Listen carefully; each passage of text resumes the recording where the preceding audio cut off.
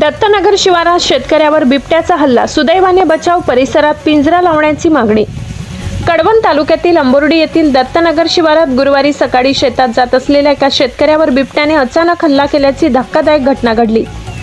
या हल्ल्यात शेतकरी आनंदा गंगाराम बागुल वय 65 राहणार अंबोर्डी हे जखमी झाले असून त्यांच्यावर अबोणा ग्रामीण रुग्णालयात उपचार सुरू आहेत। मिळालेल्या माहितीनुसार आनंदा बागुल हे सकाळी सुमारे 8:30 बैलजोडी घेऊन दत्तनगर शिवारातील शेतात कामासाठी जात होते। यावेळी पाट कॅनलमधून अचानक बाहेर आलेल्या बिबट्याने त्यांच्यावर झडप घालत हल्ला केला। या हल्ल्यात त्यांच्या छातीवर व डाव्या हातावर गंभीर स्वरूपाच्या जखमा झाल्या। हल्ल्यानंतर आनंदा बागुल यांनी आरडाओरड केल्याने परिसरातील शेतकरी तातडीने घटनास्थळी धावून आले। नागरिकांचा आवाज आणि गर्दी पाहून बिबट्याने जंगलाच्या दिशेने पळ काढला। त्यामुळे मोठा अनर्थ टळला आणि जखमी शेतकऱ्याचे प्राण वाचल्याचे प्रत्यक्षदर्शींनी सांगितले।